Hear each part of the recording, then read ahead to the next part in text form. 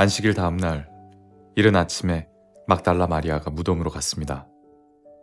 날은 아직 어두웠습니다. 마리아는 무덤 입구를 막았던 커다란 돌이 무덤에서 옮겨진 것을 보았습니다. 그래서 마리아는 시몬 베드로와 예수님께서 사랑하시던 다른 제자에게 달려가서 말했습니다. 사람들이 주님을 무덤에서 빼갔나 봐요. 그런데 그들이 주님을 가져다 어디에 두었는지 모르겠어요. 그 말을 들은 베드로와 다른 제자는 무덤 쪽으로 향했습니다. 두 사람 모두 달려갔습니다. 다른 제자가 베드로보다 더 빨리 달려 무덤에 먼저 도착했습니다. 그 제자는 몸을 굽혀 고운 배가 거기에 놓여 있는 것을 보았지만 무덤 안으로는 들어가지 않았습니다. 뒤따라온 시몬 베드로는 무덤에 도착하자 바로 무덤 안으로 들어갔습니다. 베드로는 고운 배가 거기에 놓여 있는 것을 보았습니다. 그는 예수님의 머리를 감았던 천도 보았습니다. 그 천은 고운 배와 겹쳐 있지 않고 조금 떨어진 곳에 잘 개켜져 있었습니다. 그제서야 무덤에 먼저 왔던 다른 제자도 무덤 안으로 들어와 보고 믿었습니다. 이때까지만 해도 제자들은 예수님께서 죽음에서 살아나야 한다는 성경 말씀을 깨닫지 못했습니다. 그리고서 두 제자는 자기 집으로 돌아갔습니다. 그러나 마리아는 무덤 밖에 서서 울고 있었습니다. 마리아는 울면서 몸을 굽혀 무덤 안을 들여다보았습니다. 마리아는 흰옷 입은 두 천사를 보았습니다. 두 천사는 예수님이 시신이 있던 곳에 앉아 있었습니다. 한 천사는 머리 쪽에, 다른 천사는 발 쪽에 있었습니다. 천사가 마리아에게 물었습니다. 여자여, 왜 울고 있소? 마리아가 대답했습니다. 사람들이 우리 주님을 어디론가 가져갔는데 주님을 어디에 두었는지를 알지 못하겠습니다. 마리아가 이 말을 하고 뒤를 돌아보자 거기 예수님께서 서 계셨습니다. 그러나 마리아는 그분이 예수님이신 줄 알지 못했습니다. 예수님께서 마리아에게 물으셨습니다. 여자여, 왜 울고 있느냐? 누구를 찾고 있느냐? 마리아는 그분이 동산 관리인인 줄로 생각하고 당신이 그분을 다른 곳으로 옮겨 놓았다면 어디로 옮겨 놓았는지 말씀해 주세요. 그러면 제가 모셔갈게요. 라고 말했습니다. 예수님께서 마리아에게 마리아야 라고 말씀하셨습니다. 마리아는 예수님께 몸을 돌려 아람어로 라보니 라고 외쳤습니다. 이 말은 선생님이란 뜻입니다. 예수님께서 마리아에게 말씀하셨습니다. 나를 계속 붙잡고 있지 마라. 내가 아직 아버지께로 올라가지 않았다. 다만 너는 나의 형제들에게 가서 이렇게 말하여라. 나는 내 아버지, 곧 너희 아버지, 내 하나님, 곧 너희 하나님께로 돌아갈 것이다. 막달라 마리아가 제자들에게 가서 내가 주님을 보았어요. 라고 말했습니다. 그리고 예수님께서 자기에게 하신 말씀을 전하였습니다. 같은 날 저녁에 제자들이 함께 모여 있었습니다. 제자들은 유대인들이 두려워 문을 꼭 잠갔습니다. 그곳에 예수님께서 오셔서 그들 가운데 서서 말씀하셨습니다. 너희에게 평강이 있을지어다. 이 말씀을 하시고는 제자들에게 손과 옆구리를 보이셨습니다. 제자들은 주님을 보자 무척 기뻐했습니다. 다시 예수님께서는 너희에게 평강이 있을지어다. 아버지께서 나를 보내신 것 같이 나도 너희를 보낸다. 라고 말씀하셨습니다. 이 말씀을 하시고 그들을 향해 숨을 내쉬며 말씀하셨습니다. 성령을 받아라. 너희가 누구의 죄든지 용서하면 그 죄는 사함을 받을 것이다. 너희가 누구의 죄든지 용서하지 않으면 그 죄는 사함을 받지 못할 것이다. 12제자 중에서 디두모라는 별명을 가진 도마는 예수님께서 오셨을 때 다른 제자들이 있던 그 자리에 없었습니다. 그래서 다른 제자들이 도마에게 우리가 주님을 보았다라고 말했습니다. 그러자 도마는 내가 직접 예수님 손에 있는 못자국을 보고 내 손가락을 그분의 못 박힌 곳에 찔러보고 내 손을 그의 옆구리에 넣어보기 전에는 못 믿겠다 라고 말했습니다. 일주일 뒤에 예수님의 제자들이 다시 그 집에 있었습니다. 이번에는 도마도 그들과 함께 있었습니다. 이때도 문은 잠겨 있었습니다. 예수님께서는 안으로 들어오셔서 그들 가운데 서서 말씀하셨습니다. 너희에게 평강이 있을지어다. 그리고는 도마에게 말씀하셨습니다. 네 손가락을 여기에 찔러보아라. 내 손을 보아라. 네 손을 내밀어 내 옆구리에 넣어보아라. 그리고 믿지 않는 자가 되지 말고 믿는 자가 되어라. 도마는 예수님께 나의 주님, 나의 하나님 이라고 외쳤습니다. 예수님께서 도마에게 말씀하셨습니다. 너는 나를 보았기 때문에 믿느냐? 나를 보지 않고 믿는 사람들은 복이 있다. 예수님께서는 제자들이 있는 곳에서 이 책에 기록되지 않은 다른 표적도 많이 행하셨습니다. 그런데도 이 책에 있는 표적들을 기록한 것은 여러분들로 하여금 예수님께서 하나님의 아들 그리스도이심을 믿게 하고 그분의 이름을 믿음으로써 생명을 얻게 하기 위해서입니다. 이 일이 일어난 후 예수님께서 디베랴 호수에서 제자들에게 다시 자신을 나타내셨습니다. 시몬 베드로, 디두모라는 별명을 가진 도마, 갈릴리 가나 사람 나다나엘, 세베대의 두 아들, 그리고 다른 두 제자가 함께 있었습니다. 시몬 베드로가 다른 제자들에게 나는 물고기 잡으러 간다 라고 말했습니다. 다른 제자들이 우리도 너와 함께 가겠다 라고 말했습니다. 그래서 그들은 밖으로 나가서 배에 올라탔습니다. 그러나 그날 밤에는 한 마리도 잡지 못했습니다. 다음날 아침 일찍 예수님께서 호숫가에 서 계셨습니다. 그러나 제자들은 그분이 예수님이신 줄 알지 못하였습니다. 예수님께서 그들에게 말씀하셨습니다. 친구들이여, 한 마리도 못 잡았느냐? 제자들이 대답했습니다. 네, 한 마리도 잡지 못했습니다. 예수님께서 말씀하셨습니다. 그물을 배 오른편에 던져라. 그러면 고기를 잡을 것이다. 그들은 시키는 대로 했습니다. 그러자 고기가 너무 많아 그물을 배 안으로 끌어올릴 수가 없었습니다.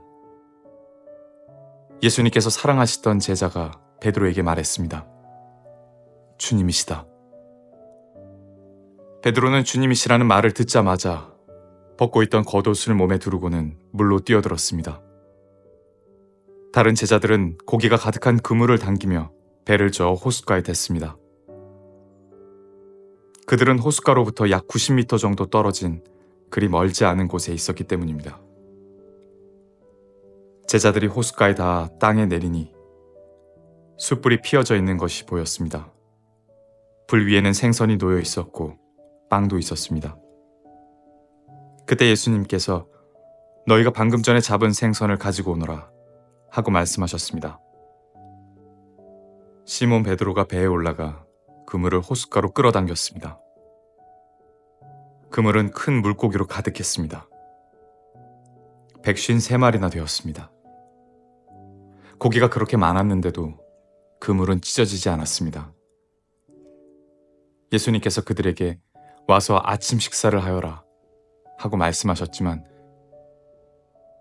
제자들은 그분이 주님이신 줄 알았기 때문에 제자들 중에 감히 당신은 누구십니까? 라고 묻는 사람이 없었습니다. 예수님께서는 가셔서 빵을 가져다가 제자들에게 주셨고 생선도 주셨습니다. 이것은 예수님께서 죽은 자 가운데서 살아나신 후 그의 제자들에게 3번째 나타나신 것이었습니다. 그들이 식사를 다 마쳤을 때 예수님께서 시몬 베드로에게 말씀하셨습니다. 요한의 아들 시몬아, 네가 이 모든 사람들보다 나를 더 사랑하느냐? 베드로가 대답했습니다. 예, 주님. 제가 주님을 사랑한다는 것을 주님께서 아십니다. 예수님께서 말씀하셨습니다. 내 양을 먹여라. 다시 예수님께서 베드로에게 말씀하셨습니다. 요한의 아들 시몬아, 네가 나를 사랑하느냐? 베드로가 대답했습니다. 예, 주님. 제가 주님을 사랑하는 줄을 주님께서 아십니다. 예수님께서 말씀하셨습니다. 내 양을 돌보아라. 3번째로 예수님께서 베드로에게 말씀하셨습니다. 요한의 아들 시몬아, 네가 나를 사랑하느냐? 예수님께서 자기에게 3번씩이나 네가 나를 사랑하느냐고 물으셨기 때문에 베드로는 거의 울상이 되었습니다. 그리고는 예수님께 대답했습니다. 주님, 주님께서는 모든 것을 아십니다. 제가 주님을 사랑하는 것도 주님께서는 알고 계십니다. 예수님께서 베드로에게 말씀하셨습니다. 내 양을 먹여라. 내가 너에게 진리를 말한다. 네가 젊었을 때는 네 혼자 힘으로 옷도 입고 네가 원하는 곳으로 갔지만 나이가 들게 되면 네가 팔을 벌리겠고 다른 사람이 내게 옷을 입힐 것이며 다른 사람이 네가 원하지 않는 곳으로 너를 데려갈 것이다. 예수님께서 이렇게 말씀하신 것은 베드로가 어떤 죽음으로 하나님께 영광을 돌리게 될지를 보여주시려는 것이었습니다. 이 말씀을 하시고 예수님께서는 베드로에게 나를 따르라 고 말씀하셨습니다. 베드로가 뒤돌아보니 예수님께서 사랑하시던 제자가 따라오고 있었습니다. 이 사람은 만찬에서 예수님께 몸을 기댄 채 주님, 주님을 배반할 사람이 누구입니까? 라고 묻던 제자였습니다. 베드로가 그 제자를 보고는 예수님께 여쭈었습니다. 주님, 이 사람은 어떻게 되겠습니까? 예수님께서 대답하셨습니다. 내가 다시 올 때까지 그가 살아있기를 원한다고 해도 그것이 너와 무슨 상관이냐? 너는 나를 따르라. 이 사건 때문에 이 제자가 죽지 않을 것이라는 소문이 형제들 사이에 퍼지게 되었습니다. 그러나 예수님께서는 그가 죽지 않을 것이라고 말씀하신 것이 아니었습니다. 예수님께서는 단지 내가 다시 올 때까지 그가 살아있기를 원한다고 해도 그것이 너와 무슨 상관이냐? 라고 말씀하신 것뿐이었습니다. 이런 일들을 증언하고 그것을 기록한 제자가 바로 이 사람입니다. 우리는 그의 증언이 참되다는 것을 알고 있습니다. 이외에도 예수님께서 행하신 다른 일들이 많이 있습니다. 만일 그 일을 일일이 다 기록한다면 온 세상이라도 그것을 기록한 책을 담기에 부족할 것입니다.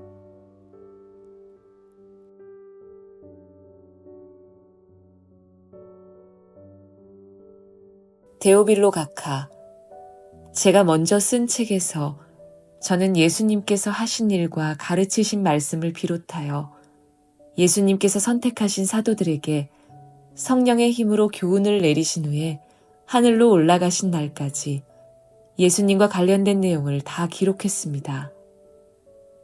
예수님께서는 고난을 받으신 후 사도들에게 자신의 모습을 보여주셨고 여러 가지 방법으로 자기가 살아계시다는 것을 증언하셨습니다. 예수님은 40일 동안이나 이 사람들에게 나타나셨으며 하나님의 나라에 관해 말씀하셨습니다. 어느 날 예수님께서는 사도들과 함께 식사를 하시다가 이런 말씀을 하셨습니다. 예루살렘을 떠나지 말고 내 아버지께서 약속하신 선물을 기다려라. 이 약속의 내용은 내가 전에 말했고 너희도 들은 것이다. 약속의 내용은 이것이다.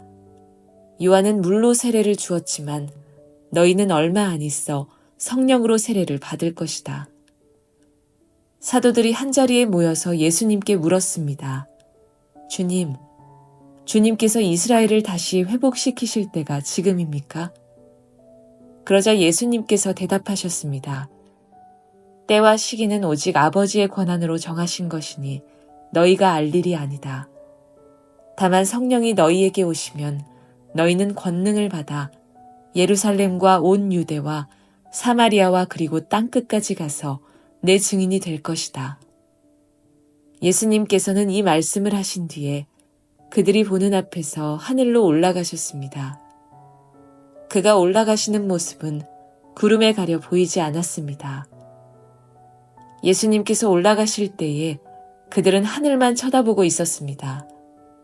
그런데 갑자기 흰 옷을 입은 두 사람이 나타나 그들 곁에 섰습니다. 두 사람은 그들을 향해 갈릴리 사람들이여 왜 여기 서서 하늘을 쳐다보십니까? 여러분을 떠나 하늘로 올라가신 이 예수님께서는 여러분이 본 그대로 다시 오실 것입니다. 라고 말했습니다. 그런 뒤에 사도들은 올리브산을 떠나 예루살렘으로 돌아갔습니다.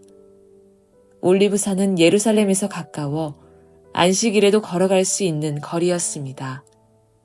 그들은 예루살렘에 들어와서 그들이 묵고 있던 다락방으로 올라갔습니다.